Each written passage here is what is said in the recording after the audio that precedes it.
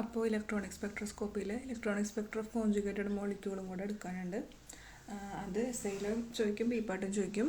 അപ്പോൾ എസ്ഐയിൽ ചോദിക്കുമ്പോൾ നമ്മൾ എടുത്തിട്ടുള്ള സ്ലൈഡിലത്തെ കാര്യങ്ങളും ബുക്കിലത്തെ കാര്യങ്ങളും കൂടെ എക്സ്ട്രാ പോയിൻറ്റ്സ് ആഡ് ചെയ്തിട്ട് നിങ്ങൾ എഴുതുക.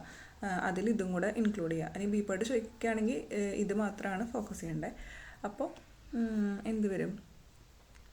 FEM തിയറിൻ്റെ ബേസിസിലാണ് electronic spectrum of conjugated molecule നമ്മൾ എക്സ്പ്ലെയിൻ ചെയ്യുക. അതായത് free electron molecular orbital theory.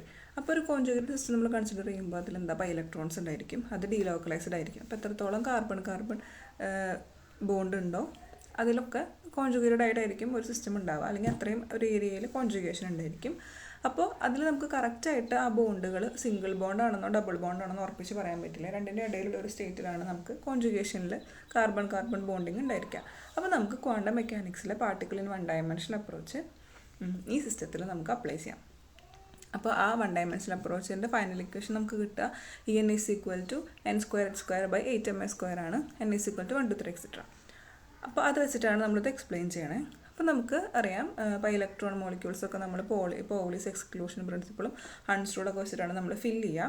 അപ്പോൾ നമ്മൾ ഗ്രൗണ്ട് സ്റ്റേറ്റിൽ n/2 പൈ ഓർബിറ്റൽസ് ഉണ്ടെന്ന് വിചാരിക്കാം.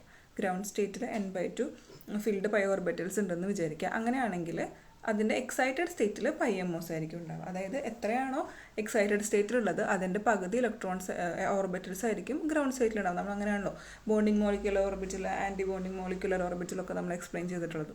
എത്രയാണോ ഗ്രൗണ്ട് സ്റ്റേറ്റിലുള്ളത് അതിൻ്റെ ഇരട്ടി ഉണ്ടാവും എക്സൈറ്റഡ് സ്റ്റേറ്റിൽ. അപ്പോൾ എക്സൈറ്റഡ് സ്റ്റേറ്റിൽ n ആണെന്ന് നമ്മൾ അസ്യൂം ചെയ്യുക, പിന്നെ ഗ്രൗണ്ട് സ്റ്റേറ്റിൽ n/2 ആണെന്ന് അസ്യൂം ചെയ്യുക.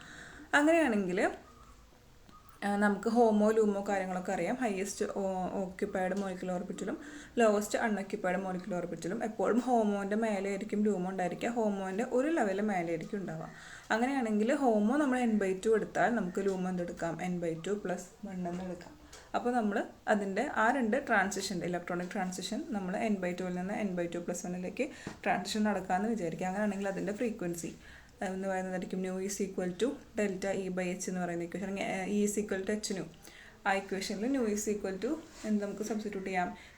En/2 + 1 - En/2/h. അതായത് higher level - lower level h എന്ന് നമുക്ക് സബ്സ്റ്റിറ്റ്യൂട്ട് ചെയ്യാം. അതാണ് ലോങ്ങസ്റ്റ് വേവ് ട്രാൻസിഷൻ നമ്മൾ കൺസിഡർ ചെയ്യുന്നത്. ഹയർ ലെവൽ അതായത് ലൂമോ ആണ് ആദ്യത്തെ, അതായത് ഹയർ ലെവൽ വരിക. ലോവർ ലെവലായിട്ടിരിക്കുന്നത് എന്താണ്? ലൂമോ ആണ്, ഹോമോ ആണ്. അപ്പോൾ n/2 + 1 - n/2 അങ്ങനെയാണ് വരിക. അപ്പോൾ ഇതിൽ പിന്നെ ഡയറക്റ്റ് സബ്സ്റ്റിറ്റ്യൂഷൻ ആണുള്ളത്. നമ്മളിതിൽ ഈ ഇക്വേഷനിൽ നമ്മൾ നേരത്തെ പറഞ്ഞ En = n²h²/8mS² എന്ന് പറഞ്ഞ ഇക്വേഷൻ ഈ പുതിയ ഇക്വേഷനിൽ സബ്സ്റ്റിറ്റ്യൂട്ട് ചെയ്യുക. അപ്പോൾ അത് സബ്സ്റ്റിറ്റ്യൂഷൻ എന്ന് പറഞ്ഞാൽ ഇതിൻ്റെ ലാസ്റ്റ് ഒരു റിട്ടേൺ നോട്ട് ചെയ്തിട്ടുണ്ട് എങ്ങനെയാണ് സബ്സ്റ്റിറ്റ്യൂട്ട് ചെയ്തതെന്നുള്ളത്. അപ്പോൾ ഈ ഇക്വേഷനാണ് നമുക്കുള്ളത്. നമ്മൾ ഈ ഇക്വേഷൻ ഇതിൽ സബ്സ്റ്റിറ്റ്യൂട്ട് ചെയ്യുകയാണ്. അപ്പോൾ ഈയുടെ ഇക്വേഷനാണ് താഴെയുള്ളത്, ഇത്. അപ്പോൾ ഈയുടെ ഇക്വേഷൻ നമ്മൾ സബ്സ്റ്റിറ്റ്യൂട്ട് ചെയ്യുമ്പോൾ നമുക്ക് ഈ n/2 + 1 എന്ന് പറയുന്നൊരു ടേമുണ്ട്, ഈ n/2 എന്ന് പറയുന്ന ടേമുണ്ട്. രണ്ടും സബ്സ്റ്റിറ്റ്യൂട്ട് ചെയ്യുക. അപ്പോൾ ഈ n/2 + 1 എന്ന് പറയുന്ന ടേം സബ്സ്റ്റിറ്റ്യൂട്ട് ചെയ്യുമ്പോൾ എന്ത് വരും? n ഉള്ള സ്ഥലത്ത് n/2 + 1 കൊടുക്കുക. അപ്പോൾ n/2 + 1² h²/8mS². ഇനി ഈ n/2 ആണെങ്കിലോ അതിൽ n ഉള്ള സ്ഥലത്ത് n/2 കൊടുക്കുക. അപ്പോൾ n/2² h²/8mS² വരും. അങ്ങനെ ഈ രണ്ട് ഇക്വേഷൻ നമ്മൾ ഈ ന്യൂ എന്ന് പറയുന്ന ഇക്വേഷൻ സബ്സ്റ്റിറ്റ്യൂട്ട് ചെയ്യുമ്പോൾ എന്ത് വരും? പിന്നെ ആ ഇക്വേഷനിൽ സബ്സ്റ്റിറ്റ്യൂഷൻ കഴിഞ്ഞിട്ട് h² എന്നാണ് എല്ലായിടത്തും എഴുതിയിട്ടുള്ളത്. h വെട്ടിപ്പോവാണ്. ന്യൂവിൻ്റെ താഴെ ഒരു h ഉണ്ടല്ലോ, അപ്പോൾ നിങ്ങളത് ശ്രദ്ധിച്ചിട്ട് എഴുതണം.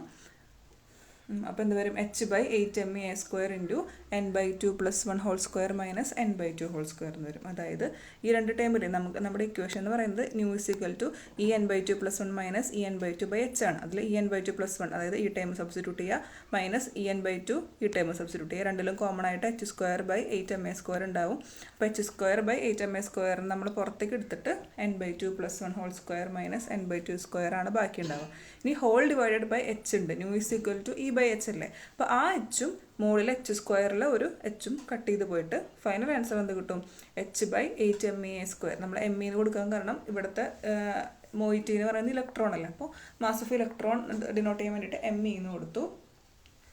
8mA² n/2 + 1² - n/2². അപ്പോൾ ഇത് a+b × a - b എന്നുള്ള ഫോമിലേക്ക് നമുക്ക് മാറ്റാം. കാരണം a² - b² ആണ്. അപ്പോൾ നമ്മൾ സബ്സ്റ്റിറ്റ്യൂട്ട് ചെയ്യുമ്പോൾ a+b എന്ന് ചെയ്യുമ്പോൾ എ എന്ന് പറയുന്ന ടേം n/2 + 1 ആയിട്ടും ബി എന്ന് പറയുന്ന ടേം n/2 ആയിട്ട് കൊടുക്കുക. അപ്പോൾ എന്ത് വരും? n/2 + 1 + n/2 into n/2 + 1 minus n/2 എന്ന് വരും. അപ്പോൾ അതിൽ ആദ്യത്തെ ടേമിൽ n/2 + n/2 എന്താണ്? 2n/2 ആണ്. പിന്നെ +1 അങ്ങനെ തന്നെ ഉണ്ട്, അത് അങ്ങനെ തന്നെ എഴുതി. ഇൻറ്റു ഇവിടെ n/2 + n/2 കൊണ്ട് ഇവിടെ -n/2 കൊണ്ട് അപ്പോൾ അതിൻ്റെ ക്യാൻസൽ ആയിട്ട് +1 മാത്രം ബാക്കി വരും. അപ്പോൾ 2n/2 n/2 + n/2 2n/2 + 1 into 1 എന്ന് വരും. 2 ഇൻറ്റു ക്യാൻസൽ ചെയ്ത് n+1 എന്നാവും നമുക്ക് ഫൈനൽ ആൻസർ കിട്ടാം. അപ്പോൾ ന്യൂസുകളിൽ നമുക്ക് എന്ത് കിട്ടി? h × n+1/8me². ഇതാ ഈ ഇക്വേഷനിൽ നമ്മൾ സബ്സ്റ്റിറ്റ്യൂട്ട് ചെയ്തപ്പോൾ ഇങ്ങനെ കിട്ടി. ഇനി നമുക്കറിയാം ന്യൂ = c/λ ആണ്. 1/λ പക്ഷേ ന്യൂ ബാർ ആണ്. അങ്ങനെയാണെങ്കിൽ ന്യൂ ബാറിൻ്റെ വാല്യൂ എന്ത് എഴുതാം? ന്യൂ ബാർ = ന്യൂ/c എന്ന് എഴുതാം. അപ്പോൾ നമ്മൾ ന്യൂവിൻ്റെ വാല്യൂ സബ്സ്റ്റിറ്റ്യൂട്ട് ചെയ്യുക. h n+1/8me² / c. അപ്പോൾ /c വരുമ്പോൾ നമ്മൾ എന്ത് ചെയ്യണം? റെസിപ്രോക്കൽ എടുത്തിട്ട് മൾട്ടിപ്ലൈ ചെയ്യുക. അപ്പോൾ h × n+1/8me² × 1/c എന്ന് വരുമ്പോൾ അതായത് c താഴെയാണ് വരിക. അതിൽ ഇനി നമുക്ക് ഇവിടെ നോക്കാനുള്ളത് എയുടെ വാല്യൂ ആണ്. അപ്പോൾ നിങ്ങൾ ഓൾറെഡി പഠിച്ചൊരു ഇക്വേഷനാണ്. എയുടെ വാല്യൂ നമ്മൾ സബ്സ്റ്റിറ്റ്യൂട്ട് ചെയ്യുക എങ്ങനെയാണ്? നമ്മൾ ഈ ചെയിൻ ലെങ്ത്ത്, ഈ കോൺജുഗേറ്റ് സിസ്റ്റത്തിൻ്റെ ചെയിൻ ലെങ്ത്ത് കൺസിഡർ ചെയ്യാന്ന് പറയുമ്പോൾ നമ്മളൊരു 1 ഡയമെൻഷണൽ ബോക്സിലാണല്ലോ നമ്മളിതിനെ കൺസിഡർ ചെയ്യുന്നത്. അപ്പോൾ അതിൻ്റെ ചെയിൻ ലെങ്ത്ത് എന്ന് പറയുന്നത് ആ ബോക്സിൻ്റെ വിഡ്ത്ത് ആയിരിക്കും. നമ്മൾ എടുക്കുന്ന കോൺജുഗേറ്റ് സിസ്റ്റത്തിൻ്റെ ചെയിൻ ലെങ്ത്ത് എന്ന് പറയുന്നത് ആ നമ്മൾ കൺസിഡർ ചെയ്യുന്ന 1 ഡയമെൻഷണൽ ബോക്സിൻ്റെ വിഡ്ത്ത് ആയിരിക്കും ഉണ്ടാവുക. അപ്പോൾ അതിൽ നമ്മൾ പറയും C ഡബിൾ ബോണ്ട് C എന്ന് പറയുമ്പോൾ നമുക്കതിൻ്റെ കോൺജുഗേഷൻ നടക്കുകയാണെങ്കിൽ അതിൻ്റെ ടെർമിനൽ ആയിട്ടുള്ള എൻഡ്സിൽ ഫ്രീ വാലൻസ് ഉണ്ടായിരിക്കും. നടുക്കിൽ കോൺജുഗേഷനും ടെർമിനൽ എൻഡ്സിലാണ് കുറച്ചും കൂടെ ഫ്രീ വാലൻസ് ആയിട്ട് ഇലക്ട്രോൺസ് ഉണ്ടാവുക. ഫ്രീ ആയിട്ട് കോൺജുഗേഷൻ പോസിബിൾ ആവുന്നത് ടെർമിനൽ കാർബണിൻ്റെ ഇടയിലായിരിക്കുമല്ലോ. അപ്പോൾ നമ്മൾ എയുടെ വാല്യൂ എന്ന് പറയുന്നത് number of actual carbon single bond between the carbon atom +2 എന്നാണ് അതിൻ്റെ ഇക്വേഷൻ. അപ്പോൾ n ആണ് നമ്മൾ പറഞ്ഞു പൈ ഓർബിറ്റൽസിൻ്റെ എണ്ണം n ആണെന്ന് വിചാരിക്കുക, ക്യാപിറ്റൽ n ആണെന്ന് വിചാരിക്കുക. അപ്പോൾ നമ്മൾ n കൺസിഡർ ചെയ്യുക. Minus number of CC single bond എന്ന് പറയുന്നത് 2 കാർബൺ എടുക്കുകയാണെങ്കിൽ എത്രയായിരിക്കും? 1 ആയിരിക്കും സിംഗിൾ ബോണ്ട് ഉണ്ടാവുക. അപ്പോൾ n-1 പ്ലസ് അതിൻ്റെ കൂടെ 2 ആഡ് ചെയ്യുക ഇൻറ്റു L എന്ന് പറയുന്നത് കാർബൺ സിംഗിൾ ബോണ്ടാണ് നമ്മളിപ്പോൾ കൺസിഡർ ചെയ്തത്. അതിൻ്റെ ബോണ്ട് ലെങ്ത് ആണ്. അത് അപ്രോക്സിമേറ്റ്ലി 139 pm ആണ്. അപ്പോൾ നമ്മുടെ ഇക്വേഷൻ എന്ന് പറയുന്നത് n-1 + 2 ഇൻറ്റു L ആണ്. അപ്പോൾ -1 + 2 എന്ന് പറയുന്നതാണ് +1 ആണ്. അപ്പോൾ നമുക്ക് എന്ത് എഴുതാം? n+1 ഇൻറ്റു L എന്ന് എഴുതാം. അങ്ങനെ ഇങ്ങനൊരു ഇക്വേഷൻ കിട്ടും. എന്നിട്ട് നമ്മൾ നമ്മുടെ ഈ എയുടെ വാല്യൂ നേരത്തെ ഇക്വേഷനിൽ സബ്സ്റ്റിറ്റ്യൂട്ട് ചെയ്യുമ്പോൾ ഇതിലൊക്കെ h² എന്ന് എഴുതിയിട്ടുണ്ട്, സ്ക്വയർ ഇല്ല കേട്ടോ. New bar = h/mec into n+1 already ഉണ്ട്, ഡിവൈഡഡ് ബൈ എയുടെ വാല്യൂ എന്താണ്? n+1 into L. ഇവിടെ a² ആയതുകൊണ്ട് n+1 ഇൻറ്റു L ഹോൾ² എന്ന് വരും, അല്ലെങ്കിൽ n+1² ഇൻറ്റു L² എന്ന് വരും. ഇനി n+1 ക്യാൻസൽ ചെയ്യുക. അപ്പോൾ താഴത്തെ സ്ക്വയർ പോവും. അപ്പോൾ final answer h/8mec into n+1 into L² എന്ന് വരും. അതിൽ h-ൻ്റെ വാല്യൂ, m-യുടെ വാല്യൂ, c-യുടെ വാല്യൂ, L-ൻ്റെ വാല്യൂ ഇത്രയും സബ്സ്റ്റിറ്റ്യൂട്ട് ചെയ്ത് നമുക്ക് ഫൈനലായിട്ട് കിട്ടുന്നത് 148137.6/n+1 എന്ന് പറയുന്ന വാല്യൂ ആണ്. നമ്മളിതിൻ്റെ ഗ്രാഫ് കൺസിഡർ ചെയ്യുമ്പോൾ നമുക്കിത് സിനുസോയിഡൽ ഫോമിലാണ് കിട്ടുക. സൈൻ കർവിൻ്റെ ഗ്രാഫ് പോലത്തെ ഫോമിലാണ് നമുക്ക് കിട്ടുക. അപ്പോൾ അതിൽ പൊട്ടൻഷ്യൽ എനർജിയുടെ കാര്യങ്ങൾ നമ്മൾ ആഡ് ചെയ്യുക. അത് ഇക്വേഷനൊക്കെ സോൾവ് ചെയ്തിട്ട് അതിൽ നമുക്ക് എന്താണ്? Centre of double bond സെൻറ്ററിലാണ്.